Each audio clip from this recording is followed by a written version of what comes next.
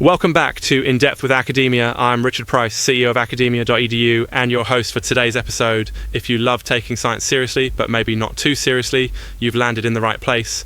On this show, we dig into academic research, explore what it might mean for your life, and always keep it friendly and a bit imperfect. Remember, I'm just walking you through the research neutrally.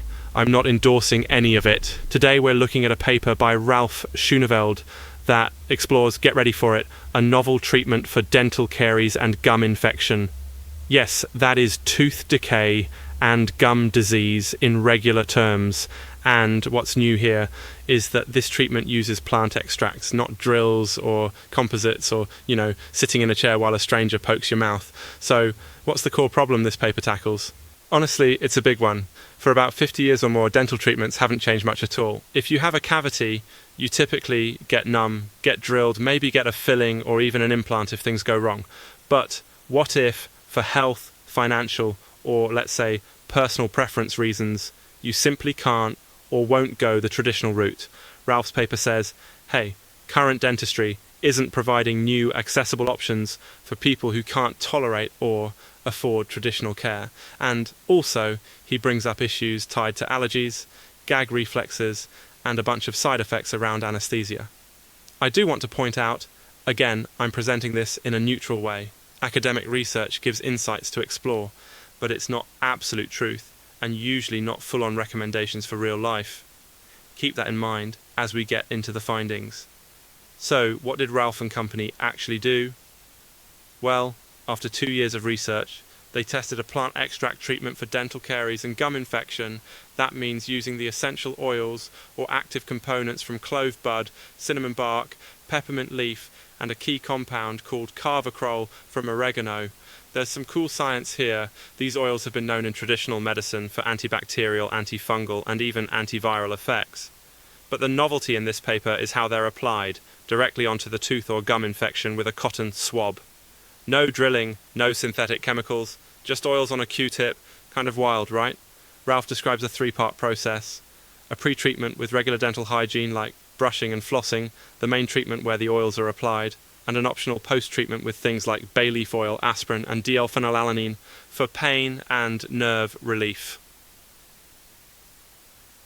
The oils, especially clove and cinnamon, can cause a burning sensation on the soft tissues, while peppermint has a cooling effect. And the idea is that by applying them directly, one at a time, you're supposedly killing bacteria instantly, reducing inflammation and relieving pain. Sounds intense, right? Side note and a little digression. I once tried clove oil on a sore tooth, and wow, the burning was memorable. Spit it out if you can't take it. Sorry, just had to share that, but back to the research. Key findings. According to Ralf, the application gave instant relief in all cases, and patients could eat again within a couple of hours. The paper claims there's no evidence yet of bacteria developing resistance to these plant extracts, which is a huge problem with antibiotics. Also, the gum receded at first from the burning oils, but regenerated quickly, supposedly within 24 hours. He also reports that these plant oils had tangible effects on a wide range of bacteria and fungi linked to dental caries, and laid out a giant list of possible pathogens. Again, neutral here. The results are exciting, but very much at the experimental and case report stage.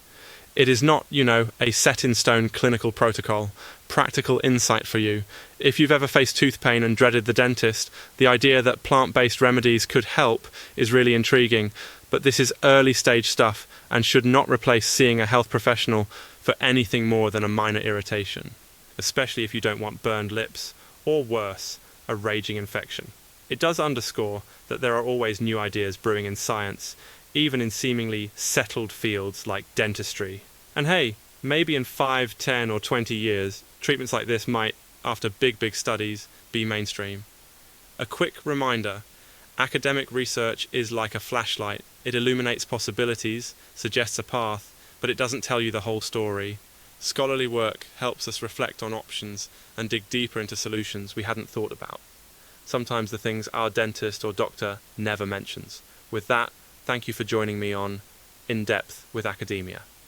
If you enjoyed this, check out the full study from Ralf Schoeneveld on academia.edu, and as always, question, reflect, and talk to a real dentist if you're in pain. Stay curious, and see you next time.